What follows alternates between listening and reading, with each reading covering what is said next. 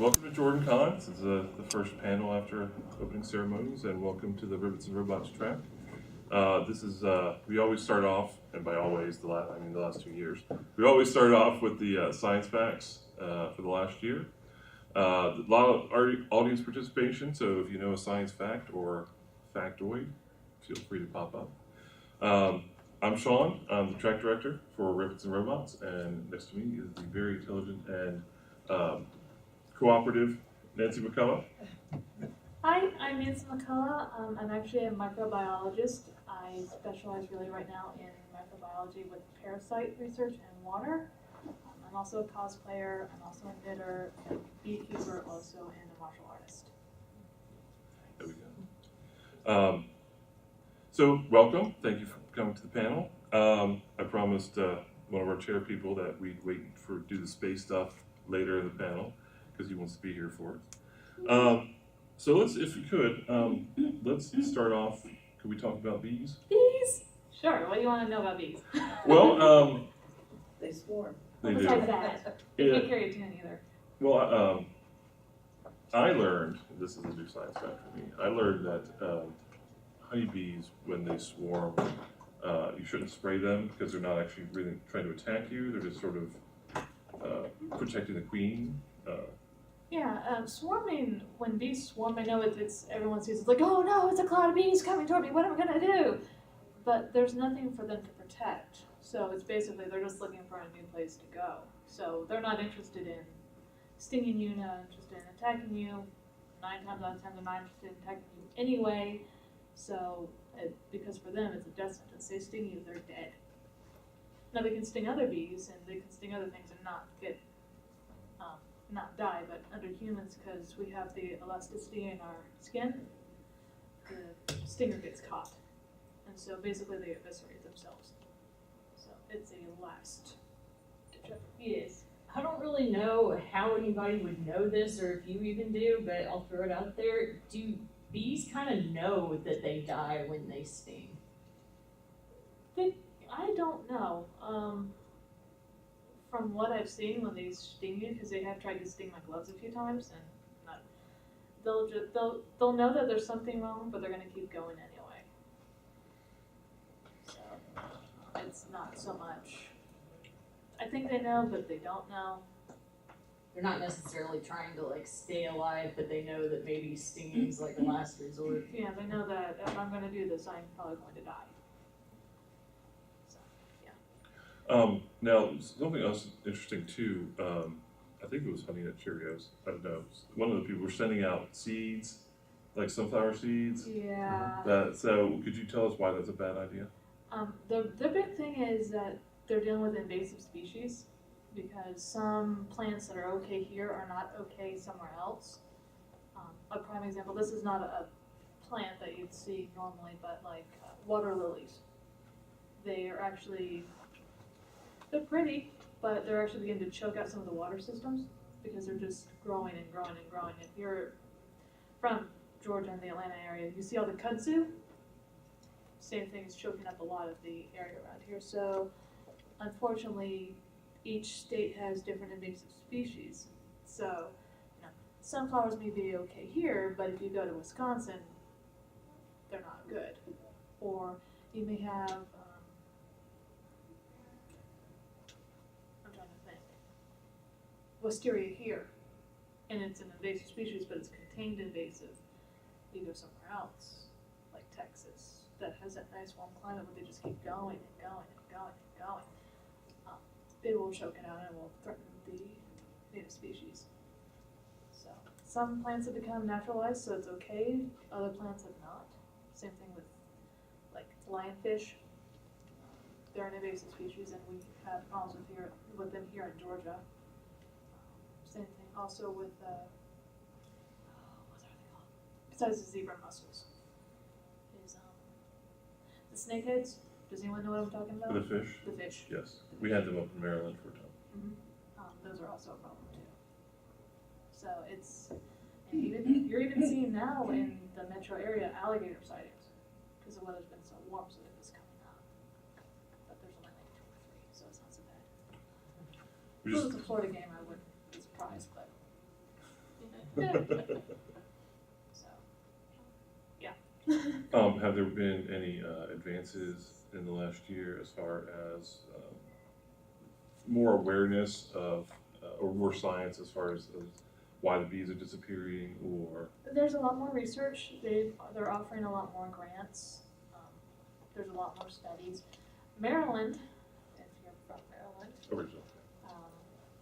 they actually passed a law where you cannot use pesticides because they were so afraid of the Zika virus, they put pesticides down and they killed off their entire honeybee population in the state.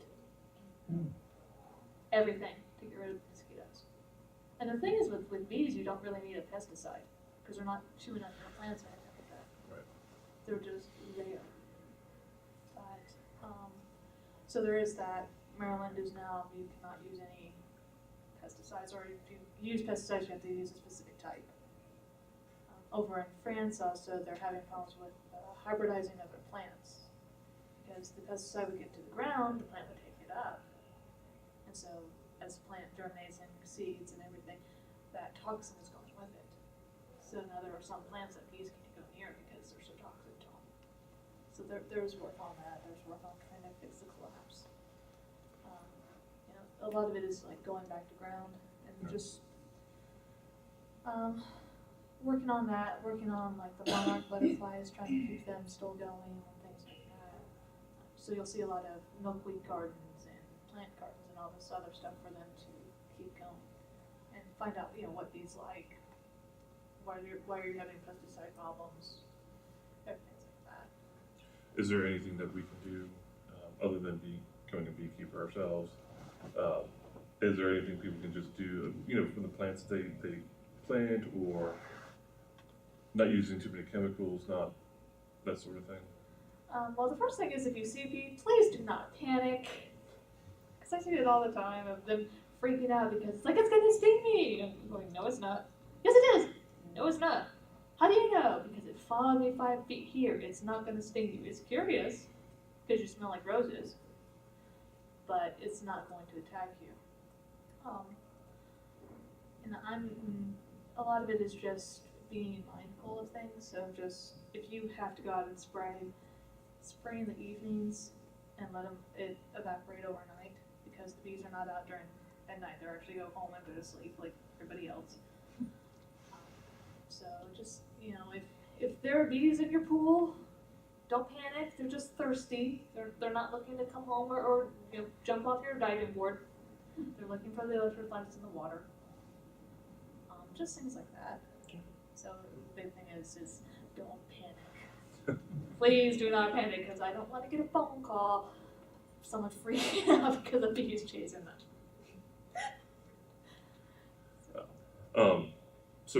Sorry, they're still insects. Do you know anything about the cicadas? Because I've heard that this year is another one of the big 17-year cicada locusts, because Atlanta needs another. Plague, right? Yeah. After the bridge and everything. That's the thing I don't like about cicadas, besides the fact they're incredibly annoying, and bees don't like them either. Again, every 17 years they come up, they cause all sorts of drama, and then they go back. So basically, it's just going to be a very hot, buggy year for us. And for another 17 years, we'll be fine. He is. Different subject. Dinosaurs. Dinosaurs. Yeah, I kind of remember seeing like last year lots of articles that there were new discoveries and stuff like that. There was one actually in, I want to say it was Wisconsin? No, not Wisconsin. Started with an M. But he actually unearthed a prehistoric plesiosaur-styled dinosaur in a forest. So yeah, definitely. There's been a whole lot of that. They're coming up with more theories about how this works and how that works and how the world did you get something like a plesiosaur in, basically a desert area. And it's because the oceans were different, way back when. So yeah, definitely. In Georgia, this is way back when my father was in school. He had a professor. They were going out hunting shells in was it limestone in Columbus? Limestone in Columbus, Georgia, which is about an hour and a half south of here. And there were these guys digging up this thing, and they were flat stones. And they were just tossing them, and his professor was like, "Can I keep those?" He goes, "Why? They're just flat rocks." He goes, "No, those are mastodon teeth." Because with mastodons, their teeth would actually shift forward. So as they got worn out, they would kick it out. And so you get these flat discs of the mastodon teeth being ejected and just basically going in this one area. There's a lot of stuff going on. It's really hard to keep up with sometimes, but dinosaurs, they'll pop up anywhere. You have no idea. None of us were alive way back when, so who could be? I mean, you look at a mammoth skull now, and you can understand why the ancient Greeks thought it was a cyclops, because it has the big hole instead of having the two that we're used to, because they didn't have it at the time. It hadn't grown. So new discoveries every day. There was an article in Scientific American 2-3 months ago that was going on and on and on about the color schemes on the feathers on the dinosaurs. And they've actually dug up fossilized feathers in some of the digs in China. And yeah, they're still arguing about when you say they've come through the evolutionary tree and say these are dinosaurs and these are birds, but yeah, whenever you're looking at family trees, especially when did you evolve into this, or when did this happen? It's not very tree-like; it's very bush-like, because evolution's kind of a funny thing. I mean, if you've got two things that are in a similar environment, they have to do a similar thing, they're going to show the same characteristics.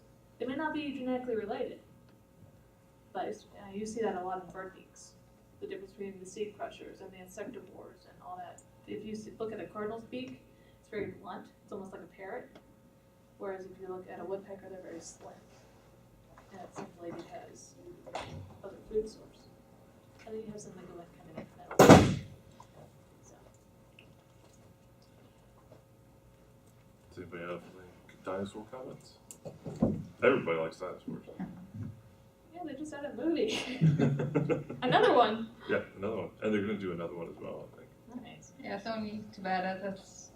I would like to see an animation about the science, how they really looked. I mean, Jurassic Park in the past, what I understood was what they thought that the dinosaurs looked like. But now they know they had some had feathers and stuff like that. Right. And especially when you're looking at like the biomechanics of them. Again, ancient Romans, ancient Greeks, ancient people. You see this out there. You don't have no idea what it's supposed to be put together. So of course, it may be a dragon because that's just the way it's laid out, or it could be a cyclops, or it could be a sea monster. Or I'm sure there were several that were plesiosaurs and all that. There's a lot of stuff going on. So things are always changing, and that's one thing I like about biology is there's really no hard and fast set rule. You tend to study the 1% that doesn't follow it. So you kind of have to keep an open mind. You kind of have to agree. It's like, okay, we know the dinosaurs are pretty much extinct. We know that, okay, because it's just not feasible. It's like right now there's a big stir. I like this because I like the animal, that the Tasmanian tiger may be still around. Yeah. So you know the thought of science? Yeah. Yes, someone else knows it besides me. Then It would be so awesome if it's really true. yeah. Have you seen the video of them in the zoo when they opened its jaw? No, not yet. No. Tasmanian tigers were one of the few marsupial predators. Oh yeah, I've seen that video. Yeah. And when he opened his jaw, it actually will shift back and it'll go down so he can actually swallow everything like a snake. But supposedly it was extinct, I think, in the 1940s, I think was the last one that died. But now there's evidence that they may be still around. So, you think things are extinct in it? Well, I mean, that definitely shows how hard it is to, even though we've done a lot of damage, how hard it is to actually hunt or destroy a species. They've been pretty resilient in that regard. It's really hopeful that there will be enough. I mean, there's a difference between it surviving and it getting genetic failures and stuff like that. Yeah, and the thing is also, as humans, once we realized how badly we kind of did things, especially in Australia with all the colonization of the sheep and everything, they've taken a lot of it out. So the native can sort of flourish a little bit. And I'm seeing now, because cryptozoology is something I enjoy because I love seeing the connections and I love hearing the stories behind it. There actually is a case where you could have a technical jackalope in the Midwest. Really? Yes. And it's simply because some of the jackrabbits can get this disease that causes tumors. And so when they form these fleshy tumors, they look like horns. So that could be where the jackalope came from. There's a whole bunch of stuff going on. They just, I think it was last year, they found a species of rabbit in Indonesia that they thought had been extinct for 300 years and still alive. So we haven't explored everything yet.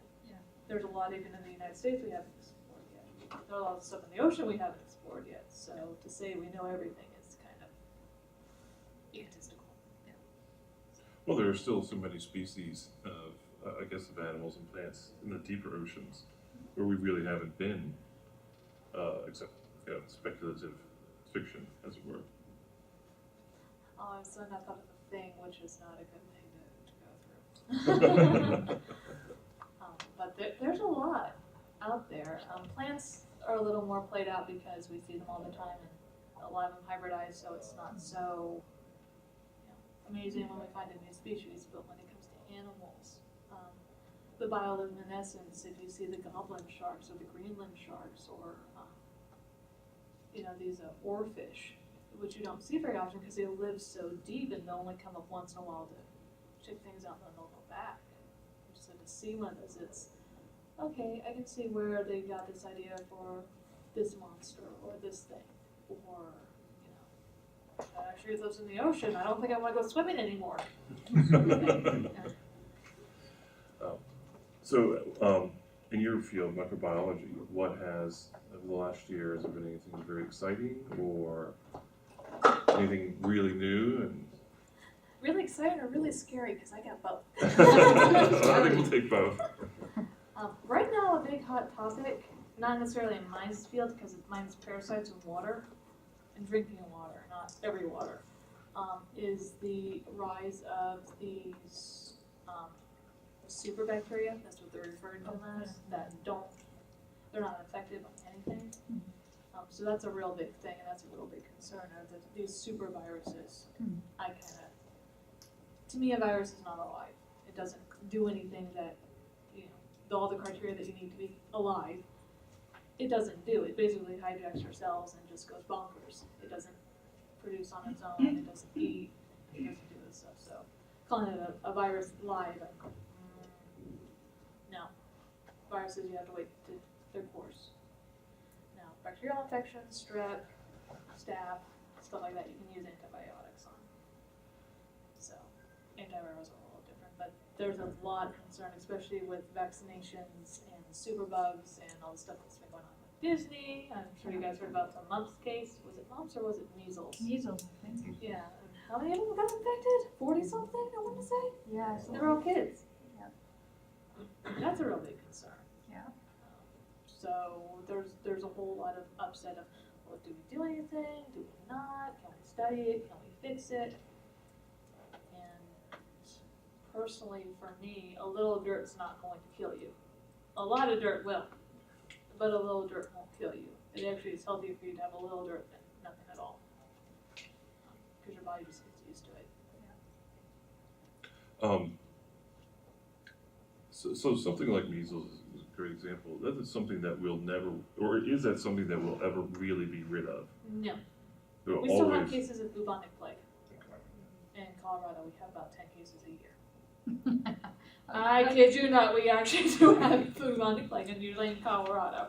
How did it get there? I mean, It's always been there. okay. It's always been there. It's just somebody unearths it, and they get And fortunately, we have medicine now to counteract and not have the big mass panic that we did before. So no, there's no disease that we're ever going to completely eradicate. I mean, we're still going to get colds, we're still going to get the flu, we're still going to get infections, because as much as we're changing, they're changing to step above it. Do you know what the current research on the Zika virus is? Unfortunately, that's not really available to the public, so I only know what the news is saying and what little research I've done on my own. Since things are warm, they are concerned about that. Basically, they're kind of going with the precautions against the West Nile virus. There are a couple cases of Zika. I think they're in Texas, and they're pretty much only in Texas. I don't think it's reached. I think it's not cold enough. It's not warm enough for it here, but standing water, if you see it, you might want to be a little leery about it, because that's a breeding ground for mosquitoes. So it's yeah, just to tie back into the speculative fiction part, I'm wondering how much of these fears of these superbacteria, of these diseases that we don't really have much protection against, has to do with like the rise of zombies as a thing in the last few years. I see a lot of, especially in some of the more, I don't want to say science-rooted, but franchises, but like where there's that similar sort of problem of like how do you contain bacteriological infections and all that, like we were talking about with bubonic plague and all that. And then that's I mean, I think every human, no matter how far back you go, there's always this fear of contagion. There's always a fear of being sick. Another great movie, it's sort of speculative, if you're like me and you like old movies, is The Last Man on Earth with Vincent Price. That's a really good movie. If you don't like that one, I Am Legend with Will Smith. But it does the same thing with vampirism. Yeah. And the whole infection. If you're dead and you get infected, you become this feral monster. If you're alive and you get infected, you become this. You're still technically a vampire, but you're intelligent. Okay. So it's I think it's a primal fear that we have. It's sort of like when you're little and you're afraid of the dark. It's not really the dark that you're afraid of, it's what's out there that you can't see. So it's some things have grown by leaps and bounds, and then some things we're very much in the dark about. And a lot of it is using the common sense. If you're sick, don't go out in public and get everybody else sick. The work can't get along without you for one day, especially if you're in the cons. If anyone else has had con crud, we all know how that spreads. Yeah. So definitely, that would be an interesting study. Would be con crud, and just one person, and then just see it spread out. But I don't want to go. Hey, do you have this? And they're looking at me like I'm insane. Get hauled off by security. What? What's this good idea? Just a question. Yeah. Just questionnaire. Are you sick? Don't mind the blood test. No, I don't even want to take my own blood. Yes. If I could ask, since the closest real world, contagion spread that we, I guess, dealt with was a few years ago with Ebola, and so people there continued doing the things that they were doing to spread it. They didn't stop for a very long time. And do you have any understanding of the psyche behind why perhaps people don't stop some of their practices, even though they know that they're going to die if they touch this person? It's you're talking a lot of African cultures, which unfortunately I'm not very well versed in. I know some, but I don't know a lot. A lot of it is there's still a great fear of, please don't take offense, white man medicine. So they're still going to the witch doctors, and the witch doctors are still performing this. So there's still that very big fear of it. And it's also, if I don't do this, I don't eat. Or if I don't do this, I don't survive. So either way, I'm dead. So do I do what I do, get sick and die from that, or do I die from starvation? Also, the whole infrastructure in Africa, in the countries, is way worse than in the Western world. Probably if Ebola starts spreading in the USA or Europe, and it's easier contained. Yeah, and the thing with Africa is not only do you have different cultures in different countries, you have different tribes with different languages all involved. I think in South Africa they have 16 different tribes. There were 16 in Liberia as well too. And so that you have a whole different, are we at war with this tribe, even though we're in the same country, or we understand what they're saying? Plus you also have a lot of conflict with a lot of wars, like in Sudan. They also, it is a different mindset. I studied a little bit of that in college. And, over here we think, well, you have X amount of food and you already have a child who may or may not live, and why are you having another child who may or may not live? In our mind, it's like, oh, you're dividing up your food, you're going to starve yourself to death. But in their mind, it's like, well, no, even if this child has enough food to eat, they could die by war, by disease, by random happenstance. So they continue their old practices as a means of a sort of a meta survival. It's not just personal survival. It's just this is how the tribe, this is how their culture is going to survive. So they continue these practices, even if some of them, from our point of view, are destructive and self-destructive. And fortunately, there is one disease that they have actually been able to counteract, which I think is absolutely amazing, which is the infection of the guinea worm. They have done a lot of, we don't really get it here, but over there, you get infected water, and it's this long worm that'll go in, and you actually have to remove it by just taking it out a little bit at a time. So they actually have this stick where they just roll it up. And fortunately, they've been able to get more water that's not contaminated, more resources with that. So that, in this whole doom and gloom thing that we think there is some hope. That at least it's progress. We're moving forward, because unfortunately we don't have some stuff over there like what we have here in the States. Like we have some stuff in the States that they don't have over there. Diseases, resources, you name it, it's completely different. So ease. Yeah, going back to the superbugs and I guess some of our medical concerns, have we made any strides in medications for different things? I've heard about some new antibiotics snippets of, and maybe cancer treatments. Yeah, there's been some. There's been a lot of research, which I think is amazing, in immuno diseases. And so a lot of things have, like if you see things for like Humira, it's a biologic. That's used for Crohn's disease. It's also used for rheumatoid arthritis. So we're getting more of a big umbrella that we can use to counteract some things. Develop antibodies. But you can develop antibodies from it, then you have to go to something else. But there's some research, and it's coming in better. You had a question? You had a question? I had a lot of the things that spread Ebola and stuff are, aside from the cultural elements, you also have the poverty elements of you can't take the week off, like you will then die, right? Right. You have to go, and then you have to spread that, because otherwise you're condemning yourself, and like that's an economic problem more than a cultural problem. That's true. And there are political problems as well. There's a resentment towards the West of us enforcing our economic policies on them, because with one hand say, here's medicine technology, however, you have to send us your raw resources. Neocolonialism is still an issue. We can save you, but pay for it. Right.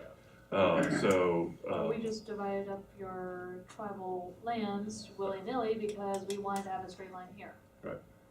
You'll see that with, if you look at the Ivory Coast, and there's this one little country, it looks a bit like a smiley face, and you'll see this little bit that's cut out.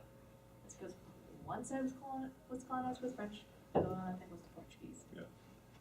So it's, Of course, straight lines are good things. I don't know what the problem is, but straight lines, come on. Straight lines are great on a map. They are good. Yeah, on that. they look good on the map, Yeah. but not when you deal with the people, because Sure. that's when things get murky. Also, straight lines are not straight lines depending on the projection. Yeah. And do it. Wow. Okay. My bad. I do it. Okay. And okay, so thanks for coming to JordanCon. We've had a And I'll leave great in that direction. time. Don't panic. Welcome to Atlanta, the sky is falling. That's probably, it's just probably the writer's track going crazy, that's why. Think of that. They do.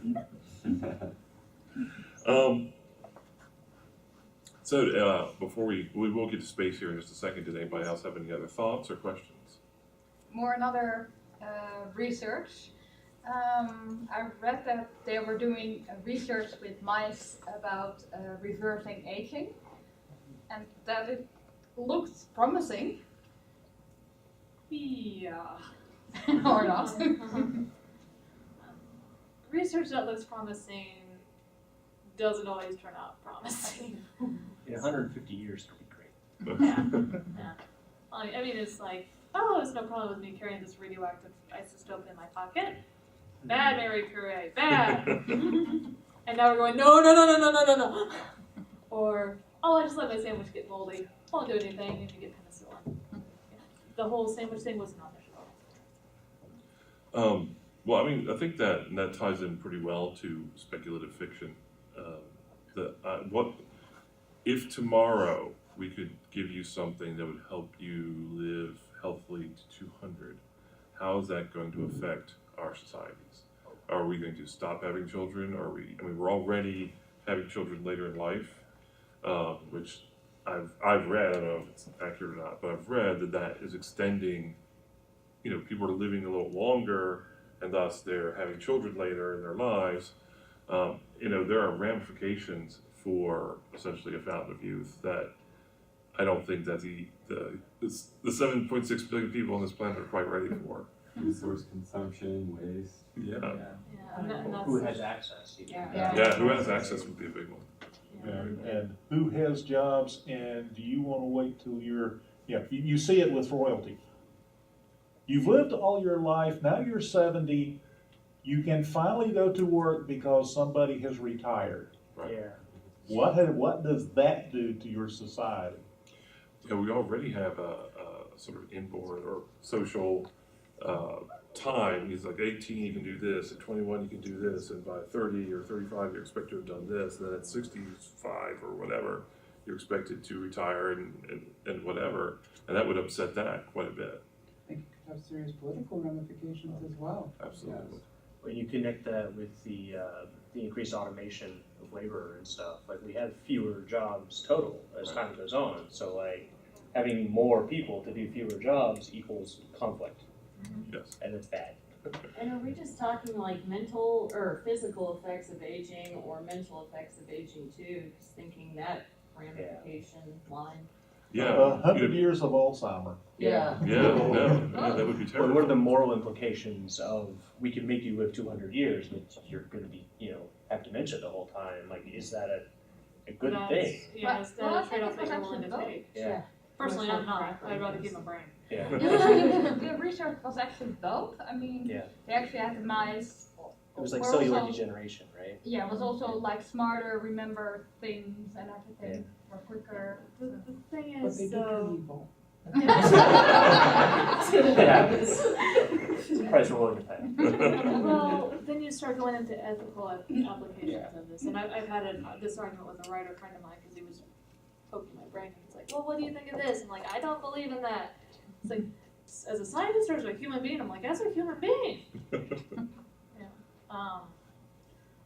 But in order for us to really know that the cellular donor works, you have to do it on people. And he was asking me about memories. The only way that you would be able to really find that out, and I'm opposed to it emphatically, is you'd have to experiment on babies. Because babies do not have the memories. They're basically a blank slate. And on top of that, not only do you need babies, you need twins. Because twins tend to have, you have the control group and then you have the experimental group. And twins, since they are identicals, fraternals are different. Identicals, since they share the same genetic structure and they tend to express the same way, they're going to respond most of the same way. When you have to control their environmental factors growing up too. Exactly. So like these kids are living in a lab their entire lives. Like. And then one dies at 85 and one dies at 200. What does that do too? And what was the quality of life? Yeah. Well, the other thing is like the thalidomide babies. Oh, yeah. You take something for what has an established or perceived as a worthwhile use and whatnot, and it's 20 years later that you find out, oh, wait a minute, this has really, really screwed things up. Okay, so living to 200, you're gonna have a very large demand for it to be released, and again, maybe just to the affordable elite. Yeah. But by golly, if it starts screwing up your affordable elite, when they're 125 and they're going to remain in power to 200, but they're messed up, yeah. What does that do to your society? Play building a kill switch. I can say some That's of a this. great time for a panel. Yeah. I can say some of this because my father is actually a twin. He was actually an identical twin. And you know that phrase of you have the good twin and the bad twin? That was the case with that. He My was a dad bad twin, right? No, he was a good one. According to him, he was a good one. I don't know about Stephen. I never met him. But they were mirror twins. So my dad has one pointed ear, and Stephen's was on the other side. Stephen was right-handed. My father was left-handed until the Catholic nuns got a hold of him and made him convert. As you do. That's Made my grandmother very mad because I was the only way she could tell them apart. But twins, even on that subject, they have this weird synergy that I have yet to see in anything else. They know. It's almost like a psychic bond that what's going on. Even though you may hate your twin's guts, but you know what's going on. So you're dealing with a very, very small group with a small group, and does this affect everybody? Just it gets messy really quick when you're dealing with human research. So sorry, that was my soapbox. Good soapbox. What do you do with people who have special needs if you stretch out lifespans also? Exactly. Before, I have a daughter who has Rett syndrome, and it sounds cold, but do I want her to have 200 years worth of Rett syndrome? Right. You know, kind of thing. It's like, what are you willing to trade for the quote unquote immortality? Are you Right. willing to trade your memories? Are you willing to spend all those years in pain? Are you willing to do this? But to me, it's not how many years you live; it's what you spend your life doing with them. And even if it's a brain quality versus body, how many people would really trade with Stephen Hawking to have his brain I would. if they got the body to go with it? I would, but I don't like Stephen Hawking anyway. So. It's in your family? No, we haven't talked about space yet. You're blasting. Oh, is it a loose? We haven't talked about space yet. Okay, give me 10 minutes. Okay. If you're still here. All right. Yes. They're blasting next door, so that's what that shaking. Oh.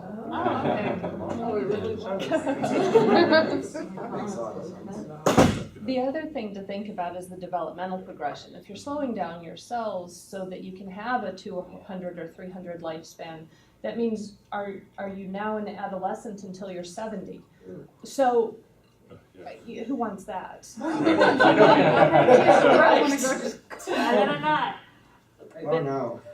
No, thank you. Historically, we're at a weird point, I think, regarding our perceptions of self-termination, though. We had this interesting period of, like, really heavy, you don't have the right over your own life. I'm from Oregon, we have death with dignity, just as my thing has a bit.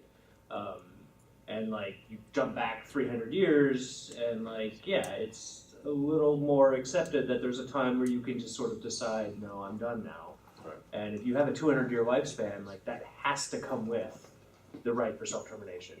You sound like the movie Logan's Run. Well, I'm not quite, that dictatorial, but, like... And you have religious connections with that too. And that gets really messy. Oh, no kidding, it's bad enough. Everything when humans get involved gets messy. Yeah. And I think part of it is we have to look at how, like you were talking about, experimenting on the children. And while it's terrible for those people, as a species, is it a good thing? And who has the right to make that decision? And that's like the fuzzy sort of ethical problem we have. Yeah, that's when you get into ethics and Yeah. theology and your own moral compass and things Exactly. like that. Because personally, I don't like Mandela one bit. Yeah. If you guys know who Mandela is, does people know? I see Yeah. yeses. Okay. Those of you who don't, he was a Nazi doctor who did a lot of experiments on children and humans. So no twin studies. Yeah, he wasn't a good person. No. But his research advanced medicine a lot. Oh, Yeah. His methods were horrid, but like. That's another thing that you have as a scientist. You have your own moral code. Yeah. That sounds kind of weird and kind of oh, look at me, I have my own moral code. No, but as a society, I can't personally. I get too bonded to things. I get bonded over my bees, so I get very upset when they die. Yeah. And Yeller, I still will cry at the end of it. So I know that there are some things that I cannot and I will not do.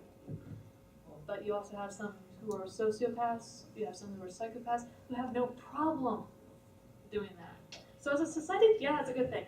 On a moral scale, no thank you. Well, and connected to him, though, there were people who were protesting that his data should not be used.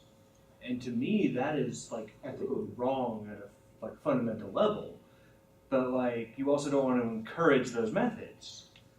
And there's a very, like, knotted ethical complication there that, like you say, you have to pick at an individual level, but, like, if it does help us treat hypothermia victims and save lives, like, is that not a good thing? If you're talking on a species level of us as a species with none of the morals, none of the feelings, nothing involved, yes. But we are human, we do have emotions and everything like that. That goes. You see the same problem with the Milgram experiment of them complaining of it being unethical. Does it work? Yeah. But there were also a lot of experiments that you guys tout that was really bad. Like it was a social experiment with people as prison guards and prisoners. Oh yeah. And you basically got Alcatraz. I read an interesting breakdown of that has nothing to do with power dynamics. It has to do with putting privileged, like, rich kids in those situations. Yeah. I've got the power, you've got nothing. You're putting frat boys into command. You're not putting just people. You're putting these rich, elite students. And that's one thing about college research is you got to go with what you have, and what do you have? Freaking college kids. College kids. What about then, I mean, in the same kind of topic, the minority report concept of, I mean, isn't there a responsibility eventually, if we can detect a psychopath among the society, to detect the psychopath? And if we have the capability of understanding, let's say from a brainwave perspective or from a genetic brainwave, whatever, you can determine that this person has the capability, or, you know, at what level are we responsible to identify predators in our midst? And then that's another thing that gets really tricky, especially when you're doing like brain waves and everything, because some processes in your mind, they seem like they're one way. Like, you could be a sociopath. You could, you know, your brain says, oh, I'm a sociopath, but you have really bad autism. So you're not able to form those connections anyway. You may be high functioning where you can handle all that other stuff, but your brain may, you know, sociopath brain may also be the same thing as an autistic brain. And that's where things get... But at what level is it our responsibility to identify that for that person, at the very least? In other words, understanding where you are at from a spectrum. Like, for example, we do that with autism, right? You just brought up that, right? Like, we're saying we're just, oh, okay, so you're on the spectrum, and we're informing you, so then you can be made aware and then get maybe, I don't know, help is the right word, but understand what it is you have. So at what level is our responsibility to make that identification for all types of mental spectrums, if you will? Well, I think we would have to humanize the sociopath and psychopath, because they don't humanize. Well, no, I mean, as a society, look at They them. don't. But as a society, look at them as not a potential bomb that's going to explode, but as someone who can who, if they haven't exploded yet, can be diffused to a certain degree.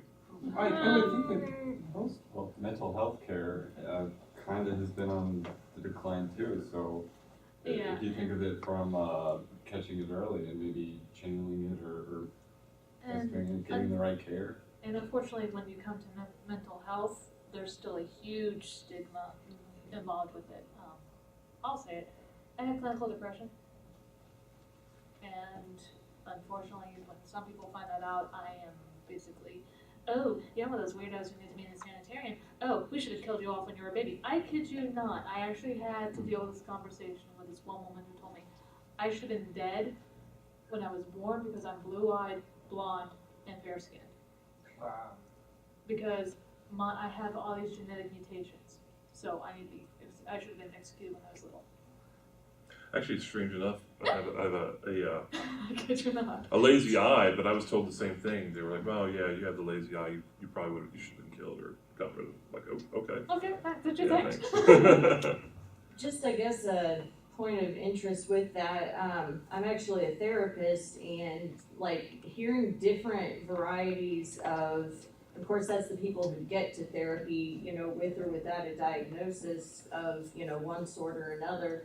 I hear a lot of different varieties of interest in knowing kind of like what's going on in their own minds. Like a lot of people would love to kind of have a printout of like, okay, here's, you know, your brain, and here's kind of like the normal quote, quote, if there is one, and here's how you kind of add up, here's the difficulties you might have.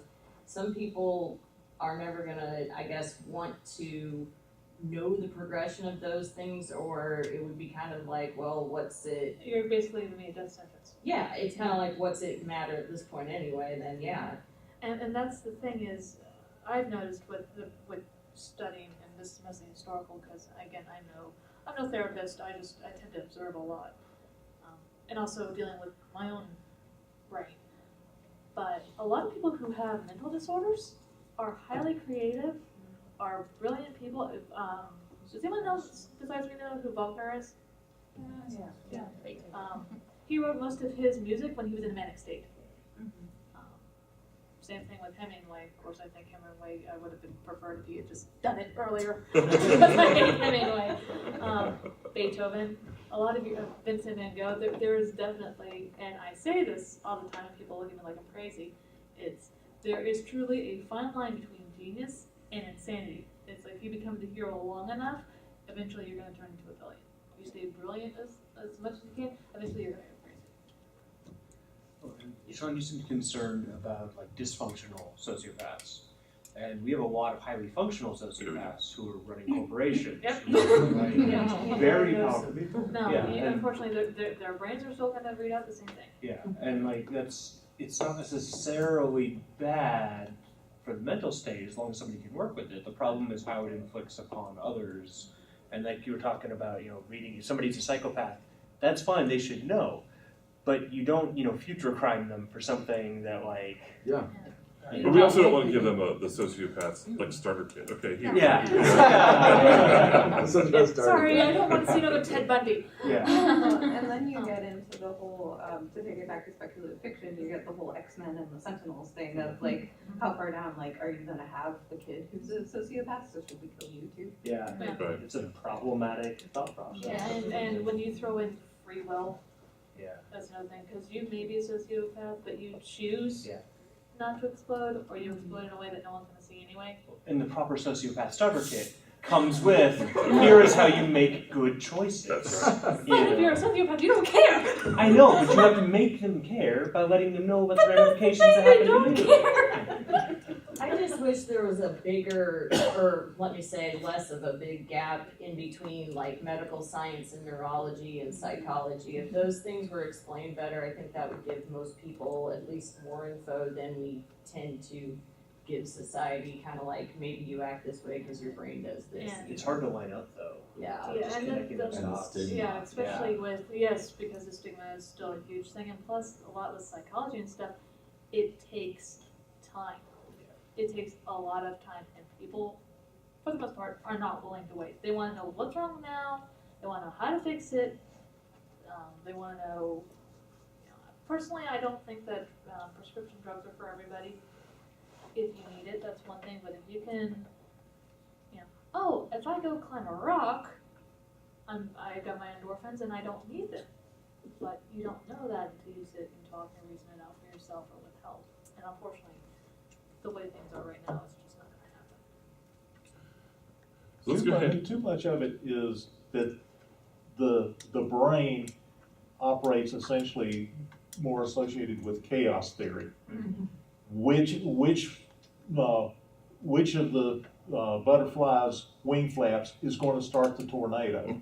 You don't know, but you know that that butterfly is going to flap its wings 1,000,000 times in its life, and you can't pick and you can't pick which one is going to do it. Neural networking is so distributed to like just. I mean, it's just, and it's like when they started doing lobotomy.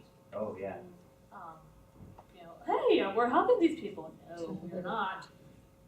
But then, I mean, you'll see people who do trepanning. Does anyone know what trepanning is? Yeah. Basically, they open up your skull, and they give you a nice little hole, and they're perfectly fine. So, you know, I mean, you've seen, if you go through like the museums of the weird, you'll see, you know, people with something through their head with perfectly fine. Well, but we still trepan people to save their lives now. It's just a matter of knowing how it actually affects things. And I think we're still working on that subject so intensely right now that we have brain data and we know how it affects psychology sort of, but like we're missing that link in between of how to actually flow and really help. And everything is interconnected. Yeah. And so unfortunately you have some scientists who it's like, well, I'm a chemist and therefore I don't care anything about biology, whereas biologists going, hey, we have to know everything, why don't you? Yeah. So it's also it's Do you ever wonder how many Einsteins have actually died before they become Einsteins? You know, like because we always kind of laud them, we're like, oh, geniuses are amazing, and they help all of humanity.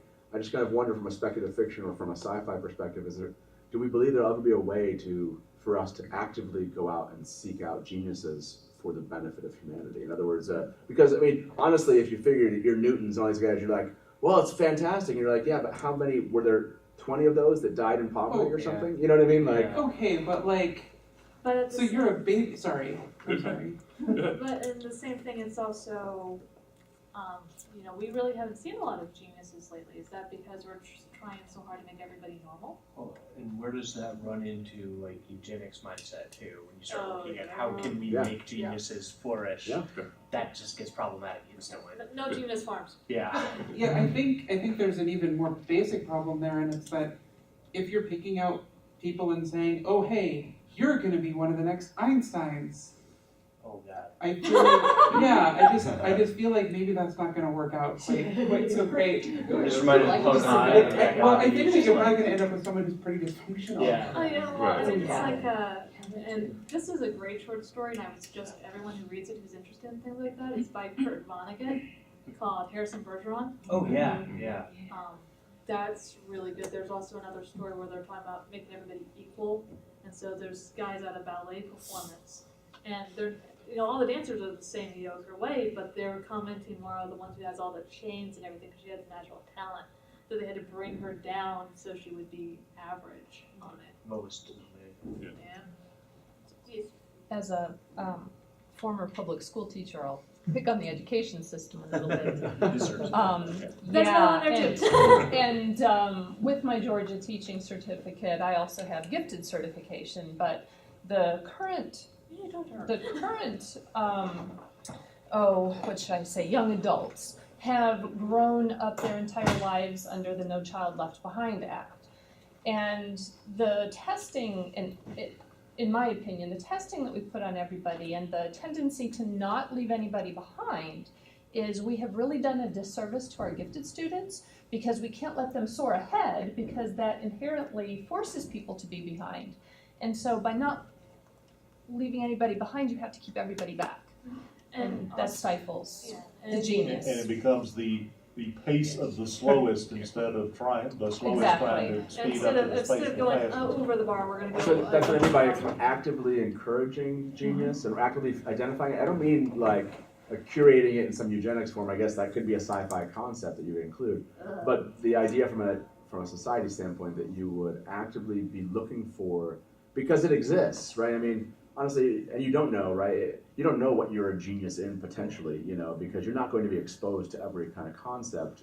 It's that whole concept of talents that you find in fantasy, you know, that exists. I mean, from a genetic standpoint. And that is solvable by a good and competent public education system that allows people who have those gifts to actually flourish and get the data they need. But I think in our current structure, we have like the manifestation of the observer effect, I guess, like by testing everyone all the time so strictly, you're just kind of oppressing them into the test as opposed to like. Well, there are other gifts and other levels of genius, and you don't know if somebody is going to be a musical genius if you take the arts away from the schools, or if you can't afford a piano at home, then you can't plunk around. Music does open up a lot of different things. It's funny when you say that because I know in the sciences, because we gripe about it all the time. You'll see scientists who are not just scientists. They're also writers. They're also this.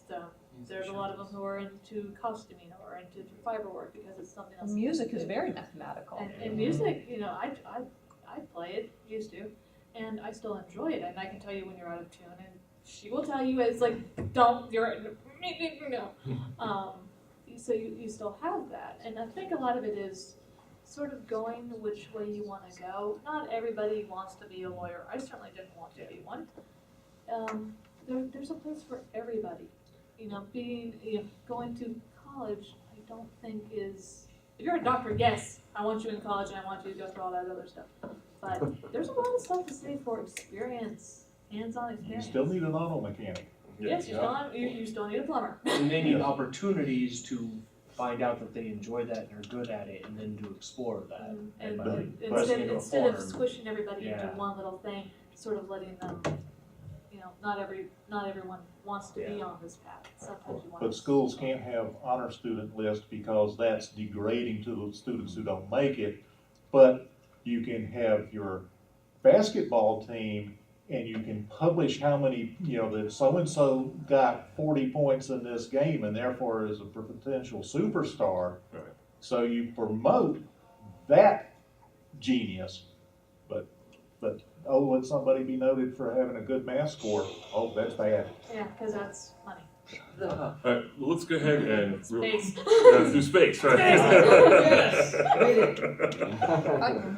So, a couple of days ago, I saw that, and now everything obviously happens a year or months before they publish it to us. They actually were able to take some pictures or images of dark matter for the first time. Oh, wow. In what environment? Like, I believe it was. I wanted to say it was the Hubble picture. Maybe not. I could be wrong about that. But it was. I think it was just deep space. They saw the connecting dark matter for the first time. That's a really big deal. I think when it comes to astronomy and physics, the fact that they can actually now see, where they've been able to prove, or to a certain degree, that yes, dark matter is a real thing. Yeah, it was the right conditions where, like, they were looking for X-rays or looking for something, and they're like, what's this? something is not right. So maybe in a few years, when they re-examine it, they might figure it out. But you know, right now they're like, well, is that dark matter? Is that a connection to it? And it's just like Galileo looking at Jupiter in his telescope. Yeah. It's the same. Like, oh, something was weird. Three big discoveries that come to mind to me for space: the TRAPPIST system, Right. Yep. Saturn's moon, and the atmosphere on Proxima b. Oh, I haven't heard about that. Okay. I think that they started to nail some sort of science down of like, hey, we've got some idea of what kind of atmosphere might exist on a star that's 4 light years away. Right. We could be there tomorrow.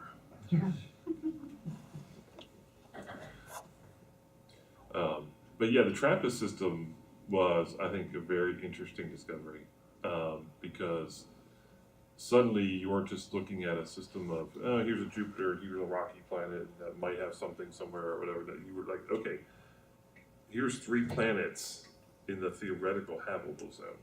Now, they're probably super deadly to us because the biology of one planet is totally different than the biology of the other. That's how probability works. Yeah, but it is, I guess it makes it possible that if there are other systems like that, there may be compatible biologies out there somewhere.